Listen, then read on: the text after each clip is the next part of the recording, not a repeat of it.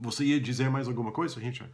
Não, simplesmente eu ia dizer que conversa brasileiro, eu também adoro isso porque acho que é um pouco mais avançado. É um É, desafio para mim, um pouco mais, mas tem a transcrição que é muito legal e também sente muito autêntico.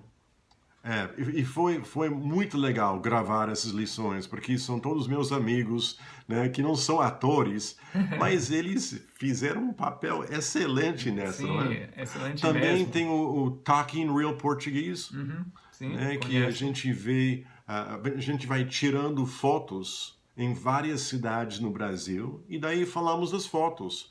Pode ser cartaz que está na rua, ou pode ser anúncio, ou cardápio de restaurante. E tirando estas fotos, daí a gente vai descrevendo em detalhes, né, o que quer dizer, o que significa. Porque eu sei, cada vez que eu viajo em outro país, eu vejo, né, coisas escritas, eu vejo cartazes na rua, eu vejo anúncios, e eu fico pensando, o que será isso? O que significa?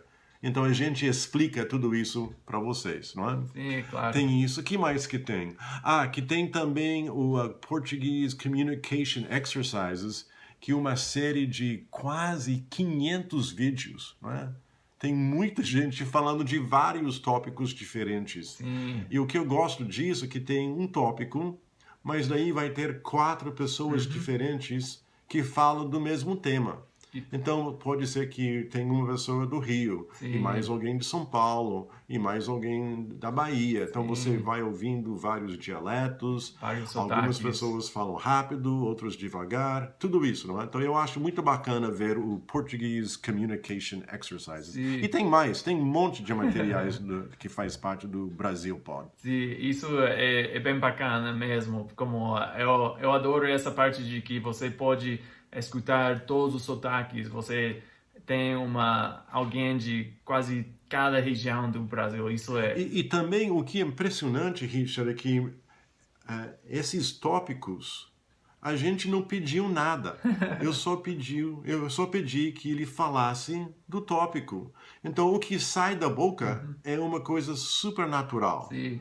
Ninguém ensaiou, ninguém preparou, é só abriram a boca e falaram.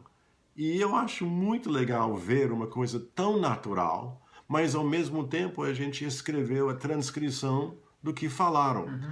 Não é muito comum ter gente que fala de uma forma natural, mas também a transcrição e tradução disso. E Isso. juntando isso com várias pessoas, é um recurso muito legal. Não, Ainda hoje, a gente gravou há muito tempo, mas mesmo assim, hoje em dia ainda tem pessoas utilizando esses vídeos, porque é muito rico em termos de qualidade. sim, a qualidade é bem alta. Eu diria que são os melhores recursos que existem. Acho que, bom, claro, eu não sei tudo que está na internet, mas realmente porque como você falou, vocês têm a transcrição para para uma conversa natural. Isso não é muito comum, como você falou.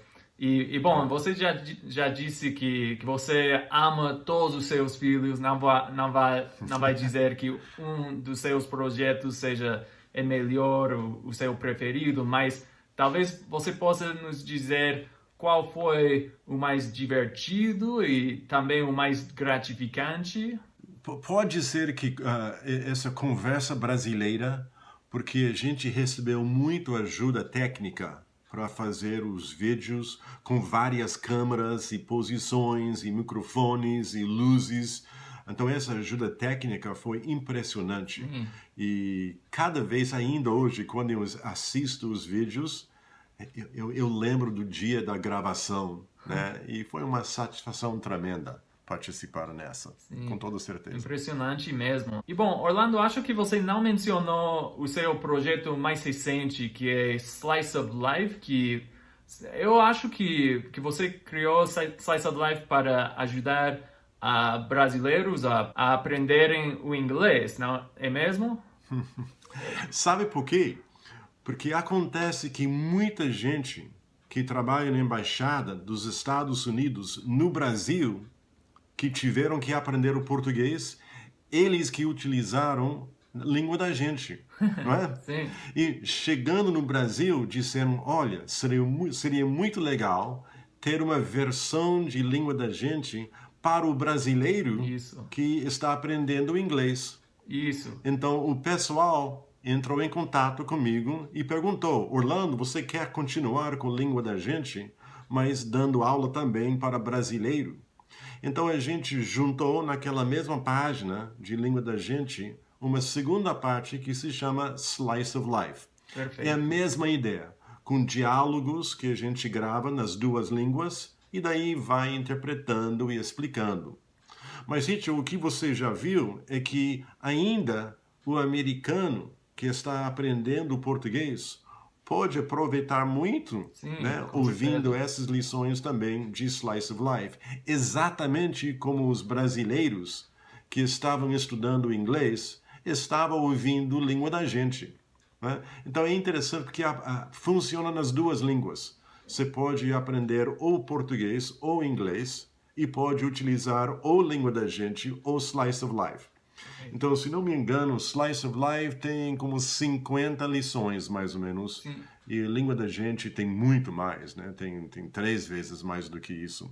Mas é o projeto atual que estamos fazendo, lançando as lições de Slice of Life. E tudo através do pessoal da Embaixada dos Estados Unidos no Brasil. São eles que pediram que a gente fizesse, né, essa Slice of Life. muito interessante. Sim, e como você já falou, eu acho que sim, isso é útil para falantes do inglês, porque você pode ver outra perspectiva, né? Você pode talvez ver as coisas que são difíceis para os brasileiros quando aprendem o inglês. Isso te ajuda a ver, oh, tem razão, isso é algo muito diferente das duas línguas, né? Então, isso. E além do mais, quando você escuta a lição, eu normalmente falava inglês, mas a Adriana e a Vivian, que são as brasileiras, elas descrevem tudo em português É isso.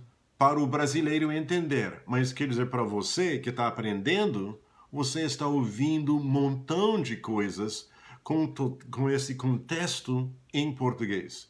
Então, mesmo assim que seja uma lição para aprender o inglês, você vai ouvir muito português durante a lição do podcast. Isso, sim, com certeza.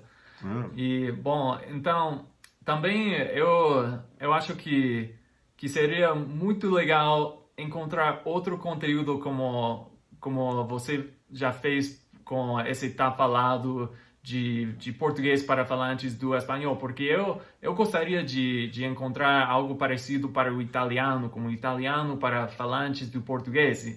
E não sei se você se arrisca, mas você tem planos de fazer outro podcast e você precisa de ideias? Porque eu tenho algumas. essa de português para quem fala, para aprender italiano, não Sim, é? isso. O que eu posso dizer é que quando eu estudei italiano, que não falo bem, mas quando eu estudei italiano, eu sei que o português que falo me ajudou muito mais do que o espanhol, Uau. especialmente na pronúncia. Então quer dizer que quando você aprende italiano, você vai ver que de uma certa forma o italiano e o português são mais parecidos do que o espanhol e italiano. Então, com toda Uau. certeza, aprendendo italiano, você vai pensar muito mais: isso me faz lembrar disso em português. Isso é mais ou menos como isso em português. Com toda certeza, essa vai ser a experiência. E no seu caso, você fala francês, não é? É, isso. Então quer dizer que o italiano, os problemas mais difíceis de italiano, palavras como né, essas coisas assim, você vai entender muito melhor porque já fala francês. Então, aproveitando da gramática de francês e a pronúncia de português, você Interessante. vai aprender fácil o italiano. Interessante, porque quando eu aprendi o português, eu diria que foi o vocabulário e a gramática do espanhol, mas a pronúncia com os vogais nasais, né, do francês, ou seja, porque o francês tem mais sons do que o espanhol, então isso é interessante saber que para o italiano talvez vai ser o francês para a gramática e o português para a pronúncia. Eu acho que sim. Eu acho que sim. Interessante. Boa observação. Então, mas acho que você não respondeu a minha outra pergunta. Se você tem planejado fazer outro podcast, outro episódio ou não? Nesse momento, ainda eu queria continuar com essa de Talking Real Portuguese, porque ainda tem muitas fotografias de cartazes e anúncios e cardápios e tudo que eu queria adicionar. E também, há muitos anos atrás, eu gravei um montão de executivos falando sobre o português profissional, né, de negócios, né, da contabilidade, finanças, seguro. E ainda estou pensando que eu devo atualizar também esses materiais para poder mostrar uma linguagem mais profissional. Por quê? Porque nesse momento eu estou trabalhando com vários brasileiros que querem abrir negócios aqui nos Estados Unidos, no Texas especificamente. Então eu vejo que a gente vai ter muito mais interação entre brasileiro e americano profissional. Então estou pensando também em criar alguma coisa para ajudar essas pessoas. Então, Orlando, você já fez uma carreira bem produtiva de proporcionar conteúdo para ajudar as pessoas a aprenderem o português. E eu estou apenas começando nessa meta. E então eu queria saber o que você recomenda para mim, para alguém que está começando a proporcionar, fornecer conteúdo para o aprendizado de idiomas. Que boa pergunta, não é? Sabe o que eu acho? Você está vendo que tudo que a gente faz é contexto da vida verdadeira com pessoas de verdade. E se você juntar sempre o contexto de uma vida verdadeira e não criar uma coisa artificial que ninguém quer, e também sempre juntar com pessoas de verdade, né? Porque é isso, a gente aprende língua para falar com alguém, para entender a cultura deles, para comunicar com eles, para trabalhar com eles, para viver com eles. Então, para que separar tudo isso? Você deve, né, nos materiais que a gente tem, essa língua da gente está falado, é sempre um slice of life. É uma pequena parte da vida das pessoas. E se você sempre ligar com alguém, com uma pessoa verdadeira, você aprende fácil, não é?